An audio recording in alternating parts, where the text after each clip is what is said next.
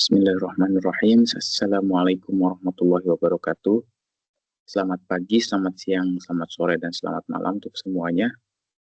Pada pertemuan hari ini, kita akan mencoba mengenal kembali dari PBO ya. Untuk materi hari ini, kita akan membahas tentang relasi antar kelas. Oke, Oke, yang pertama untuk agenda hari ini, di sini ada definisi dari relasi antar kelas itu tersendiri ya. Kemudian untuk video kali ini kita akan khusus membahas asosiasi terlebih dahulu. Untuk agregasi dan komposisi nanti ada di video berikutnya. Nah, pertama untuk relasi antar kelas gitu ya. Apa sih relasi antar kelas itu? Jadi relasi antar kelas itu sesuai dengan namanya ya, relasi itu adalah suatu hubungan yang terbentuk di antara satu kelas dengan kelas yang lainnya gitu ya. Jadi antar kelas itu berarti ada lebih dari satu kelas.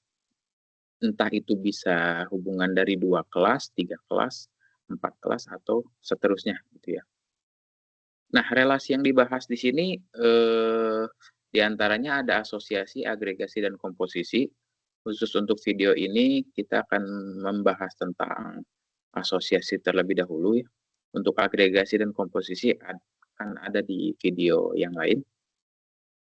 Nah, relasi ini bisa dibedakan dari, definisi karakteristik dan juga gambar modelnya gitu ya.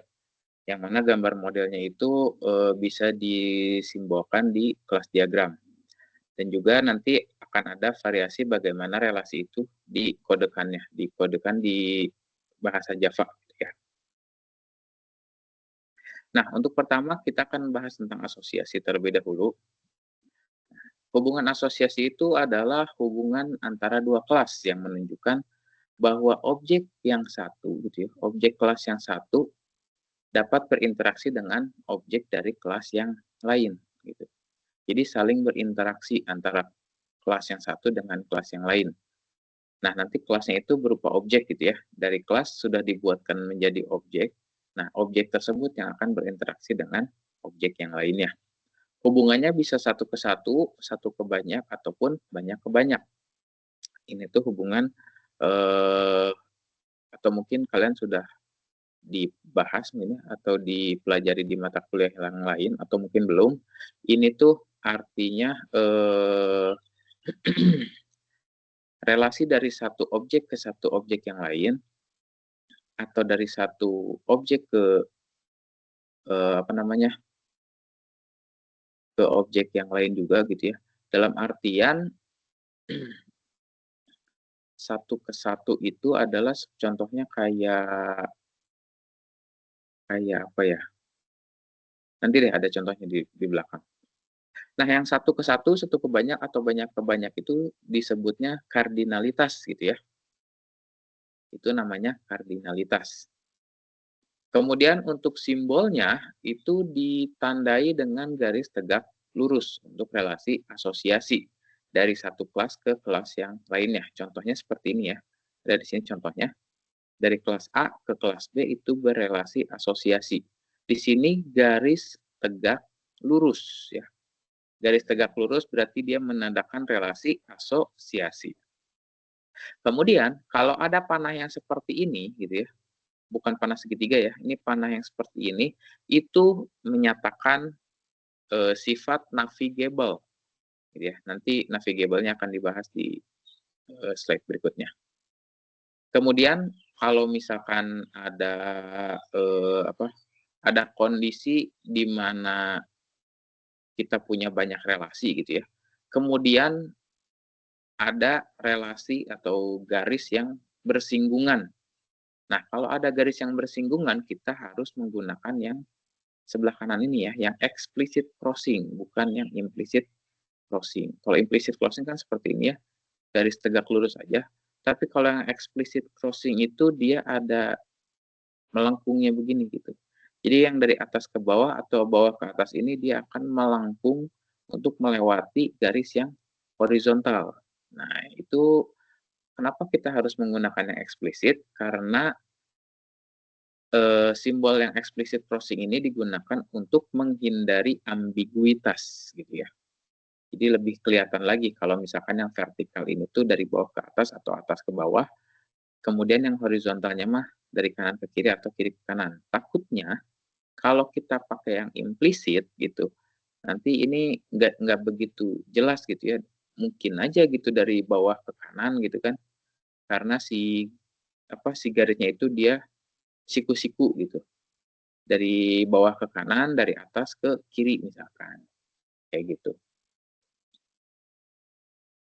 Kemudian ini adalah contoh diagramnya. Nah, yang tadi saya sebut kardinalitas itu ya, satu ke banyak ya, ada satu ke banyak, dan banyak ke banyak. Nah, ini contohnya ada yang satu ke banyak. Satu dosen mengajar banyak mahasiswa. Kalau misalnya satu ke satu, berarti satu dosen hanya boleh mengajar satu mahasiswa. Kalau banyak ke banyak, berarti banyak dosen yang mengajar banyak mahasiswa. Itu contoh dari kardinalitas ya. Kalau di sini contohnya satu ke banyak, simbolnya seperti ini, ada angka 1 untuk dosen ya. Kemudian banyak itu berarti pakai pakai simbol bintang. Satu dosen mengajar banyak mahasiswa. Contohnya relasinya seperti ini gitu ya. Kelas dosen menyimpan nilai atribut NIM mahasiswa. Nah, di sini kita lihat ada NIM mahasiswa ya. Ada NIM mahasiswa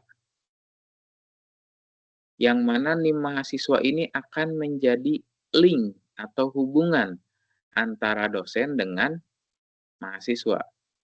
Kenapa? Karena nanti di dalam, atributnya si mahasiswa, ini kan ada atribut ya, atributnya itu ada 2, yang pertama NIM dan nama. Nah, NIM-nya ini itu akan dikirimkan ke dosen dan disimpan di dosen. Itu di sini, di atribut NIM mahasiswa. Nah, itu adalah hubungan asosiasi. Jadi ada atribut yang dikirimkan dari kelas 1 ke kelas lainnya. Nah, di sini kelas dosen akan menyimpan nilai atribut NIM, yaitu NIM mahasiswa ya di sini, dengan tipe data yang sama dengan NIM yang ada di kelas mahasiswa. Di dosen ini ada atribut NIM mahasiswa, tipe datanya itu akan mengikuti atribut NIM yang ada di mahasiswa. Di sini kita lihat atribut NIM yang ada di mahasiswa adalah string ya. Makanya di sini di NIM mahasiswa yang ada di kelas dosen itu tipe datanya harus string. Nah, di sini ada hubungan asosiasi yang navigable. Ada panahnya ya, navigable. Kalau misalnya tidak ada panah berarti dia tidak navigable gitu ya. Oke, contoh kasusnya. Buatlah sebuah hubungan asosiasi yang menyatakan dosen mengajar mahasiswa. Contohnya adalah satu dosen mengajar banyak mahasiswa. Ini untuk yang kardinalitasnya ya. Kemudian bisa kita batasi juga bahwa maksimal yang diajar oleh dosen itu adalah 5 mahasiswa.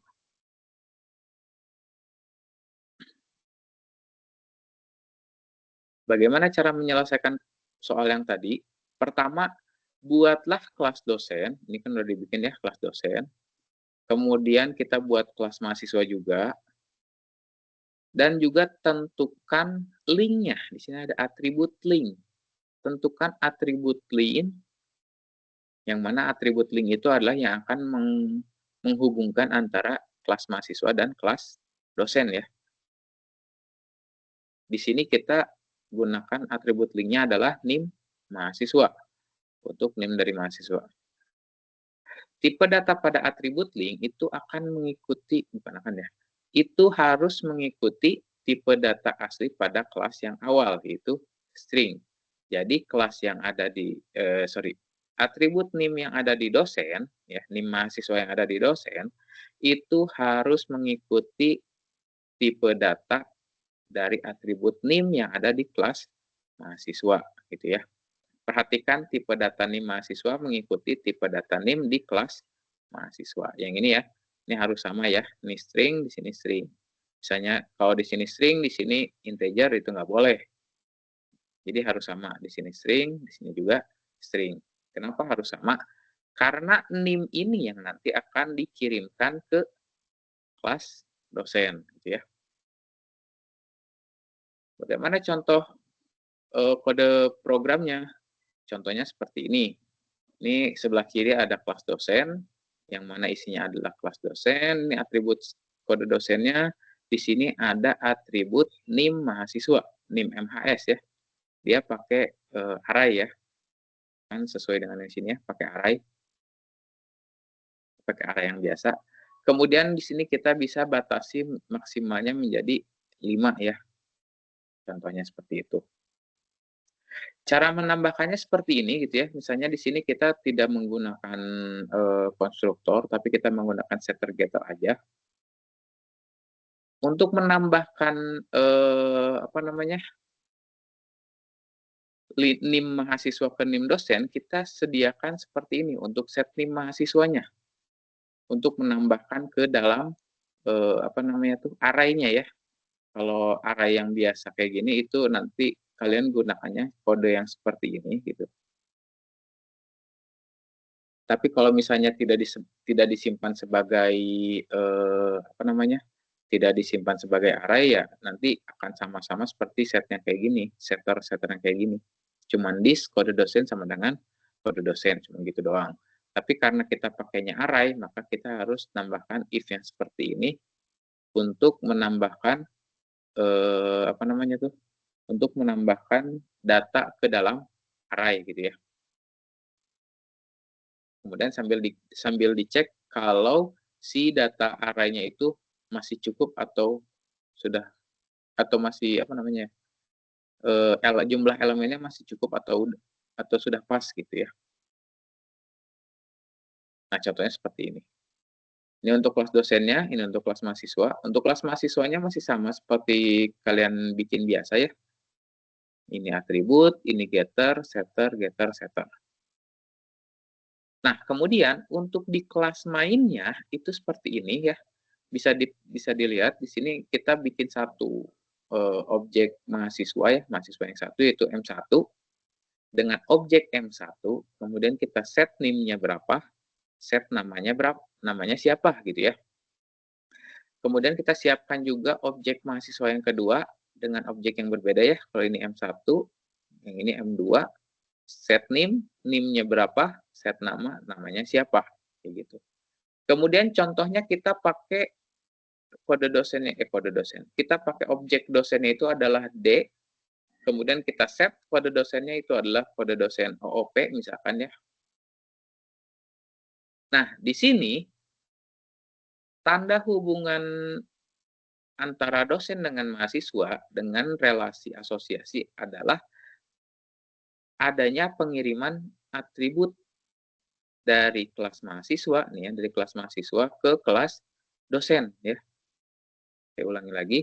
Di sini adalah tanda atau apa namanya ya, kode yang digunakan, bentuk kode yang digunakan untuk relasi asosiasi.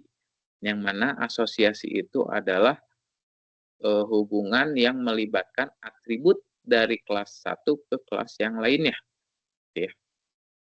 Bisa kita lihat di sini m1.getNIM. Jadi yang diambil itu hanya NIM-nya saja. NIM-nya yang dari M1 dan M2 itu dikirimkan ke objek D, objek dosen ya.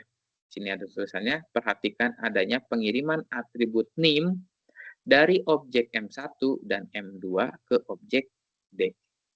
Atribut NIM ya, atribut NIM. Kayak gitu. Kemudian bagaimana cara untuk menampilkannya? Menampilkannya itu kita bisa gunakan perulangan seperti ini ya.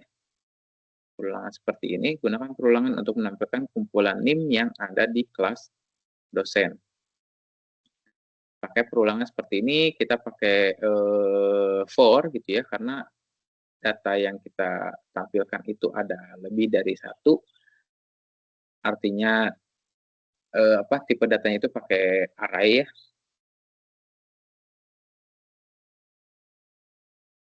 Kita tampilkan dari indeks 0 sampai indeks ke Jum. Jum itu dari mana? Nah, di sini bisa lihat jum itu dari get jumlah mahasiswa. Ambil jumlah mahasiswa yang diajar oleh si dosen D ini gitu ya, untuk jumlahnya, jumlah si mahasiswanya. Kemudian tinggal ditampilkan saja. D.getName dengan indeks ke I gitu ya. Yang ini nih. Nah, yang ini nih. Public string get name mahasiswa indeks. Kemudian sini return name dengan indeks ke indeks. Hasilnya akan seperti yang di bawah sini. Kode dosennya tadi OOP, kemudian dosen itu mengajar mahasiswa dengan NIM 70701 dan 70702.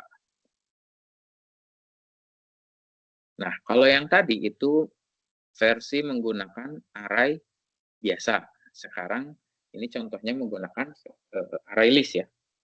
Untuk array list perbedaannya hanya di array-nya saja ya, sudah tentu. Kalau tadi array yang biasa, kalau ini ada array list, kita bikin deklarasinya dulu. Array list string NIM mahasiswa sama dengan new array list gitu ya. Kan kalau array list mah tidak perlu ditentukan jumlah elemennya mau berapa gitu. Jadi kalau mau nambah tinggal tambah, kalau mau dihapus tinggal hapus. Kemudian di sini untuk set NIM-nya itu jadi pendek seperti ini, tinggal NIM mahasiswanya aja kemudian dot add gitu ya. Apa yang di-add? Yaitu adalah NIM-nya. NIM-nya nanti ya, si NIM mahasiswanya itu akan dikirimkan ke metode ini gitu ya. Kemudian untuk menampilkannya kita pakai get index ya, pakai dot get dengan indeksnya keberapa. Kalau yang sebelumnya kan pakainya yang ini ya, NIM terus pakai kurung siku, tapi kalau array list kita pakai dot get. Kemudian untuk mendapatkan get jumlah mahasiswa itu NIM mahasiswa dot size. Perbedaannya hanya pada bagian mendeklarasikan array list, kemudian menambahkan data ke dalam array list, ada juga mendapatkan jumlah data, yang ini ya, mendapatkan jumlah data, dan mengakses datanya yang ada di array list. Kelas mahasiswa dan kelas main masih sama. Mungkin itu dulu untuk yang asosiasi. Oh iya, satu lagi untuk yang navigable ya. Navigable itu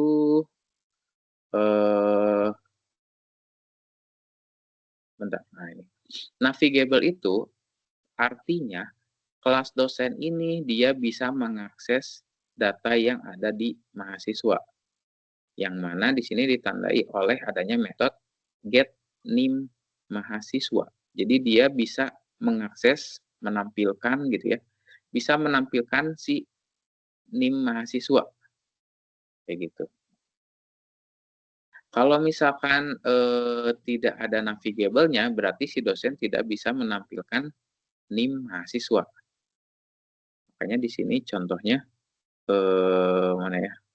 Nah, di sini contohnya objek D itu bisa get NIM mahasiswa, bisa menampilkan NIM mahasiswa gitu ya. Kalau misalkan si dosennya ini tidak punya metode get NIM mahasiswa, berarti dia tidak navigable gitu ya. Untuk lebih jelasnya nanti akan ada di video untuk relasi agregasi ya. Itu aja untuk video kali ini. Terima kasih. Wassalamualaikum warahmatullahi wabarakatuh.